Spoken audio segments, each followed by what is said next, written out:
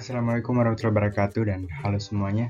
Jadi pada kesempatan kali ini saya akan menjelaskan mengenai materi sistem database. Tapi sebelumnya ada baiknya saya perkenalkan diri terlebih dahulu. Perkenalkan, nama saya Muhammad Asar Tawakal. Saya mahasiswa dari jurusan Sistem Informasi Universitas Hasanuddin yang nomor induk mahasiswa berikut dan juga email berikut. Nah, selanjutnya pembahasan mengenai sistem database ini akan saya bagi menjadi 4 bab. Yang pertama itu bab mengenai data, kedua bab mengenai database, kemudian yang ketiga bab mengenai pencatatan objek, dan terakhir bab praktik yang nantinya kita praktik akan menggunakan Microsoft Access. Nah, kita masuk ke bab pertama, yaitu mengenai data. Apa sebenarnya data itu? Data itu merupakan fakta yang berkaitan dengan suatu objek atau kejadian. Nah, objek dalam data ini bisa seperti mahasiswa, anak-anak, dan sebagainya. Intinya benda hidup ataupun benda mati bisa menjadi objek sebuah data. Kemudian kejadian juga bisa menjadi fakta dalam data. Kejadian data bisa seperti kehadiran, aktivitas anak-anak, atau mungkin juga gejala alam. Dan data harus bisa dicatat dan disimpan. Kemudian format data. Jadi data ini terdiri atas dua jenis format, yaitu format tradisional dan modern.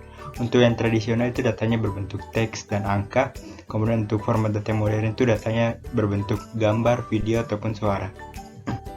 Nah, setelah mengetahui data, sekarang kita akan membahas mengenai database. Jadi apa sebenarnya database itu? Nah, database ini merupakan kumpulan data yang saling berelasi. Database ini berasal dari data yang telah disepakati dan merupakan data paling dasar di mana tiada lagi data di bawahnya. Contohnya data mahasiswa yang saling berelasi dengan data kehadirannya.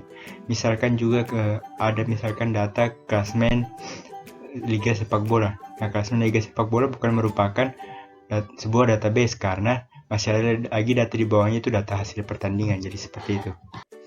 Kemudian database berdasarkan isinya itu terbagi menjadi 3. Yang pertama ada traditional database.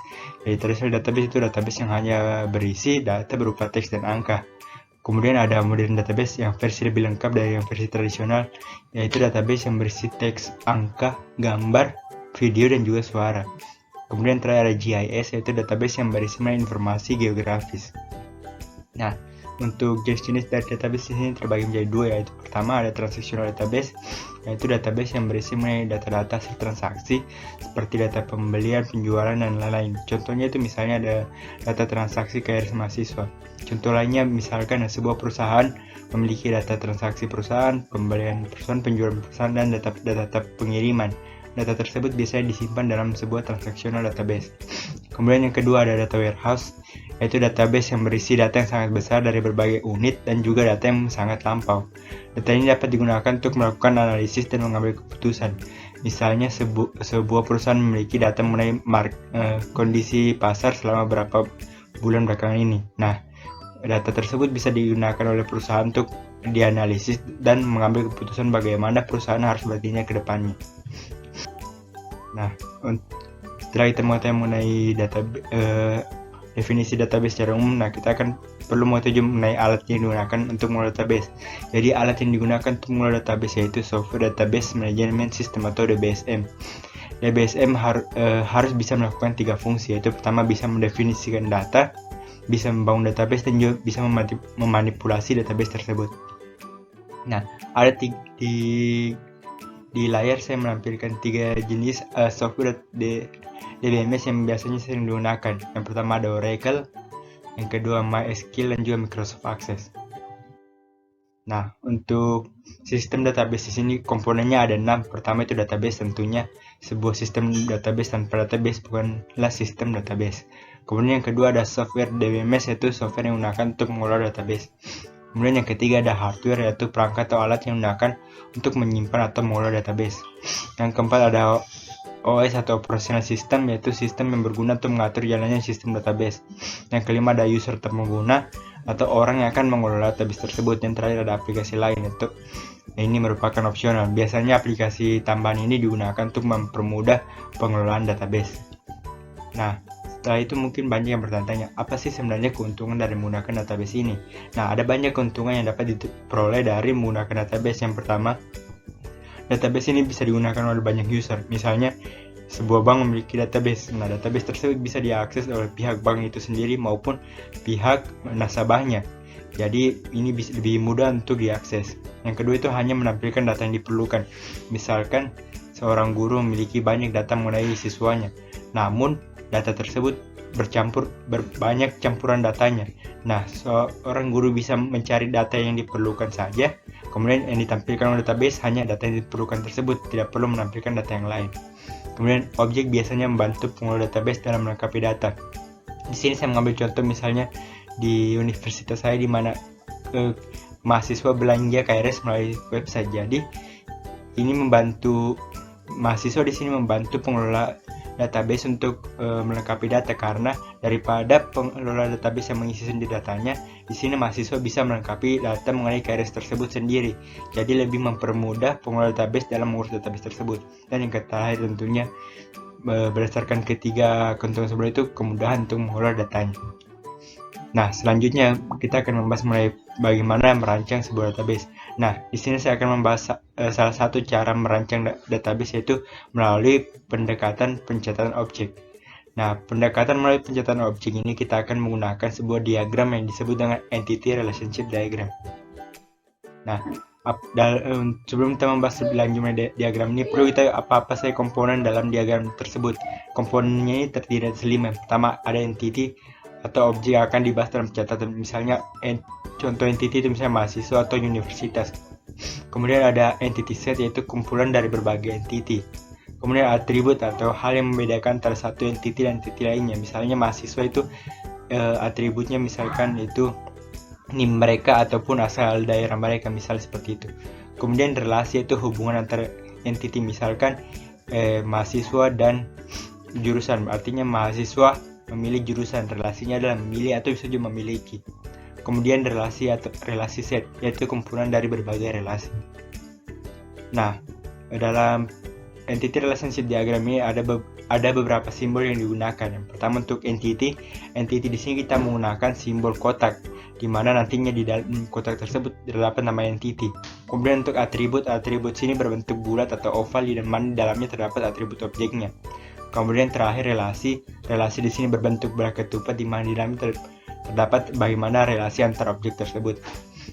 Di sini saya memiliki sebuah contoh. Di sini saya memiliki dua entity. Yang pertama itu mahasiswa dan juga jurusan. Mahasiswa di sini memiliki dua atribut, yaitu nomor induk mahasiswa dan juga nama. Jurusan juga memiliki dua atribut, yaitu kode jurusan dan juga nama jurusan. Nah, relasi antara mahasiswa dan jurusan itu yaitu mahasiswa itu memiliki sebuah jurusan. Nah, setelah kita mengetahui mengenai diagram tadi, selanjutnya mengenai pencatatan objek kita perlu mengetahui mengenai primary key. Apa sebenarnya primary key itu? Primary key merupakan suatu atribut pada entity yang digunakan untuk menghubungkannya dengan entity lainnya. Nah, primary key ini biasanya digunakan mewakili entity pada tabel relasi. Nah, untuk sebuah atribut bisa menjadi primary key ada beberapa syarat yang harus dipenuhi. Pertama, unik. Atribut harus unik agar bisa membedakan data satu dan data lainnya. Misalkan dalam sebuah tabel terdapat dua data, yaitu NIM dan juga nama. Nama memang unik, tapi tidak seunik nomor induk mahasiswa. Kenapa? Karena nama bisa saja ada orang yang memiliki nama yang sama. Tetapi kalau misalnya nomor induk mahasiswa kan setiap mahasiswa memiliki NIM-nya masing-masing, sehingga bisa dibilang unik. Kemudian minimum, primary key bisa diperoleh dari gabungan lebih dari satu atribut. Namun primary key harus diambil seminimal mungkin atribut. Misalkan sebuah tabel data memiliki primary key yang terdiri atas nama, asal daerah dan tanggal lahir.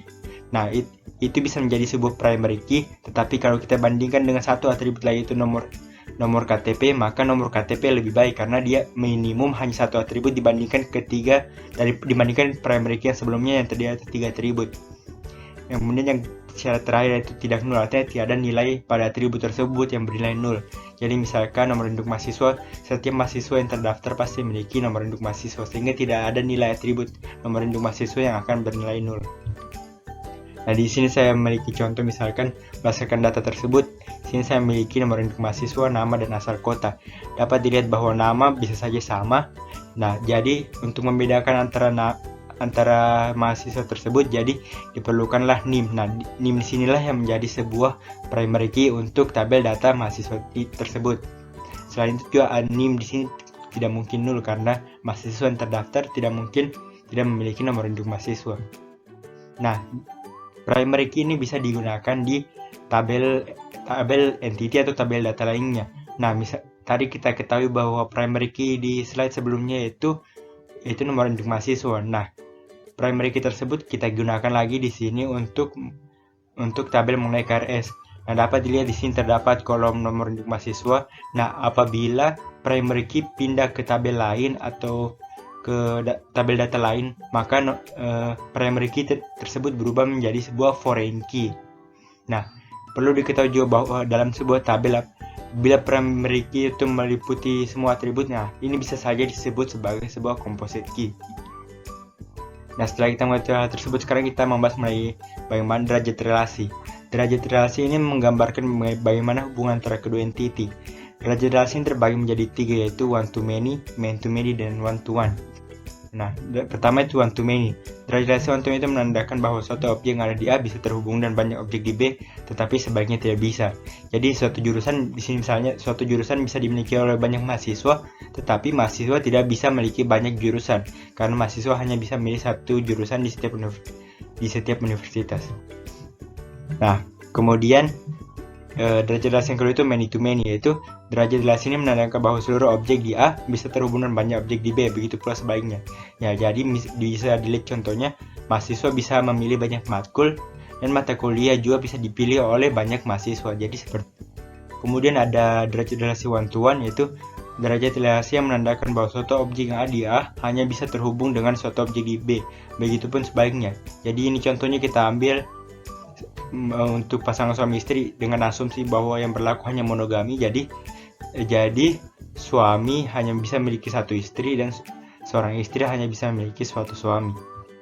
Nah, kita masuk ke dalam praktik menggunakan Microsoft Access. Jadi untuk menggunakan Microsoft Access, pertama kita membuat blank dokumen, kemudian bisa dilihat di layar ada tertulis di bagian atas yang bernama tabel. Kita klik itu, kemudian akan muncul sebuah tabel.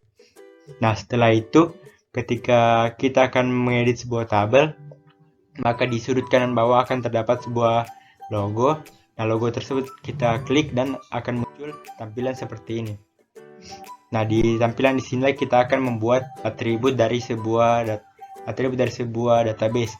Nah, bisa dilihat bahwa tipe-tipe atributnya bisa berbentuk short text atau bisa berupa teks atau bisa berupa angka. Nanti itu bisa diatur sesuai keinginan masing-masing. Kemudian di bawahnya bisa dilihat bagaimana mengaturnya, misalnya apabila bagaimana misalnya panjang tulisan datanya misalkan 10 digit saja, bisa seperti itu. Nah, bisa dilihat juga dengan mengklik pada bagian tipe data tersebut, kita bisa mengganti tipe datanya misalkan menjadi short text, long text, number, ataupun tipe data yang lain.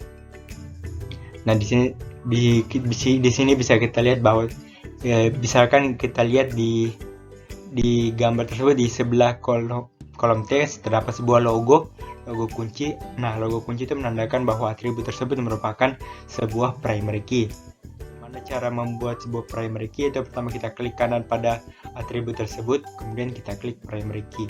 Nah, seperti yang dijelaskan tadi di bawah, bisa dilihat bagaimana kita bisa mengatur bagaimana isi dari data dari kolom tersebut. Misalnya di sini memiliki ukuran datanya sekitar 255 digit, atau bisa juga huruf atau karakter lah, seperti itu. Kemudian setelah kita membuat berbagai tabel untuk mengenai berbagai entity, nah bisa dilihat di bagian atas terdapat kolom yang bernama relationship. Kita klik di tersebut dan kita bisa mengatur bagaimana hubungan antara kedua data tersebut. Di sini saya menghubungkan teks tadi yang sudah menjadi primary key ke tabel 1. Nah, otomatis teks tadi akan menjadi foreign key di tabel 1 tersebut. Seperti itu. Nah, di sini saya memiliki contoh praktiknya, mungkin bisa di pause apabila ingin melihat lebih lanjut. Di sini saya membuat tabel mengenai mata kuliah, mengenai KRS, mengenai mahasiswa, dan mengenai KRS, dan beginilah hubungannya.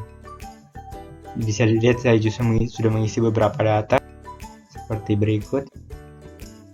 Jadi seperti itu saja pemaparan dari saya. Jadi sekian saja mengenai sistem database, semoga bermanfaat. Sekian, wassalamualaikum warahmatullahi wabarakatuh.